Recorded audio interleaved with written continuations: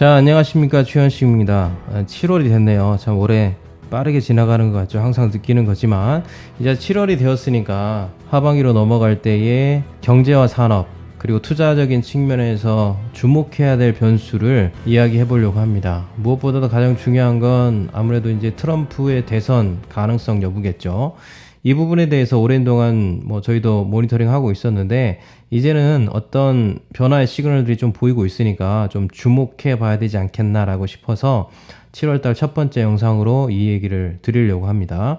뉴욕타임즈하고 시에나 대학교가 공동조사를 했는데요. 트럼프 지지율이 36%였습니다.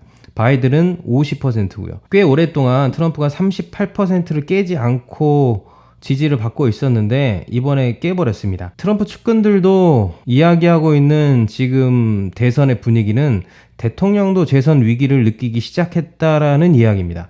당연히 그런 측면에서 지난 영상에서도 말씀드렸지만 추경의 속도를 내는 건 당연지사고요. 지난 주말 오클라호마 선거 유세에서도 사실은 실패했지 않습니까? 그때 이제 트럼프가 폭스하고 인터뷰를 했는데 나를 좋아하지 않는 일부 사람들이 있기 때문에 조 바이든이 대통령이 될 수도 있다라고 얘기를 했다는 거죠. 그러니까 스스로도 지금 굉장히 위협감을 느끼고 있다. 이런 것들을 간접적으로 이야기한 것이 아닌가. 자기도 모르게 그런 얘기가 나왔겠죠. 월가에서도 지금 대선과 관련된 베팅이 50대 50입니다. 그러니까 지금 7월부터 그러니까 7, 8, 9, 10 4개월인데요. 4개월 동안의 판도에 따라서 상황이 완전히 달라질 수 있다라는 거죠. 게다가 미국이 지금 바이러스를 잡지 못하고 있지 않습니까? 심각한 거죠. 30일 날은 파월 의장이 하원 금융서비스위원회에 출석해서 경기 전망이 매우 불투명하다고 서면으로 답변까지 했습니다. 그러니까 너무 빨리 시작했다는 거죠. 당연히 경제는 활성화되기 위해서 작동을 해야 되겠지만 바이러스를 통제하지 못한 상태에서 활동을 하다 보니까 오히려 이게 악영향이 됐다. 너무 빨리 시작했다라는 거죠. 미국의 보건장관도 질병 통제의 문이 닫히고 있다라고 말할 정도니까 지금 상황은 트럼프 입장에서는 사면초가다. 미국 내 확진자도 계속 늘고 있죠. 2개 주만 감소하고요. 나머지 주는 전부 다 확진자가 증가하고 있습니다. 사실은 사망자를 주목해야 되거든요. 이미 확진자는 계속해서 전고점을 뚫고 올라갔으니까 확진자는 계속 나올 텐데 사망자가 줄지 않고 있다면 이건 충격이 더 클 수밖에 없다. 당일 추가 봉쇄 이야기도 나오고 있고요.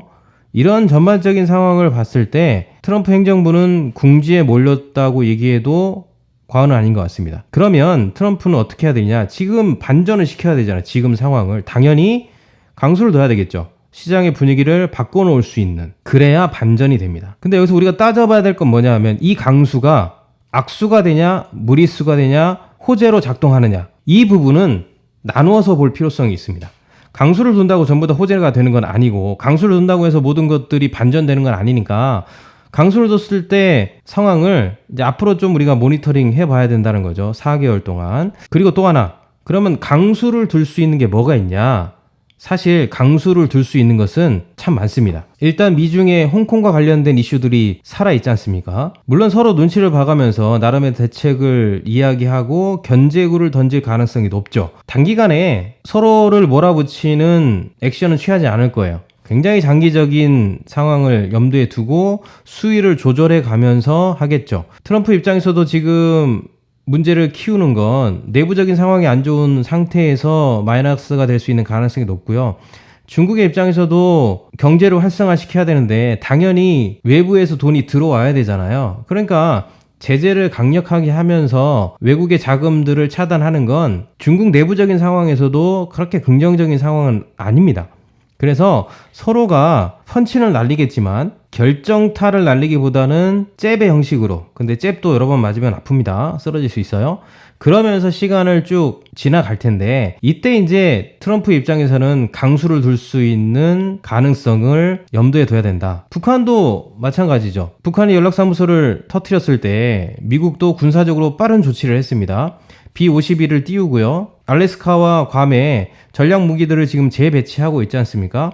이런 상황을 보면서 북한도 바보가 아니니까 고민이 깊을 거예요. 트럼프와 협상을 해야 될지 말아야 될지 트럼프 재선 강도에 따라서 강도가 충분히 달라질 수 있고 그 강도에 따라서 트럼프도 강수를 둘 수 있는 여전한 가능성이 있다. 유럽과의 관세 전쟁도 있고요. 그러니까 트럼프 입장에서는 강수를 둘 수 있을 만한 많은 사건들이 4개월 안에 있습니다. 특별히 우리가 7월을 가고 있는데 7월의 초반은 굉장히 이런 부분에 있어서 보수적으로 보시고 가셔야 돼요. 단기적으로 7월을 조심해야 된다는 의미입니다. 제가 불안하게 생각하는 것은 트럼프는 실수하면 실패라는 거. 사람이 그렇잖아요. 궁지에 몰리면 판단력이 흐려질 수 있습니다. 그리고 주변의 이야기들을 무시할 수도 있죠. 그런 면에서 위험성은 여전히 있으니까 7월 한두 주는 우리가 좀 보수적으로 시장을 보면서 접근할 필요가 있겠다. 그리고 나서 7월을 잘 넘기면 이제 8월, 9월이 다가오니까 그때는 한번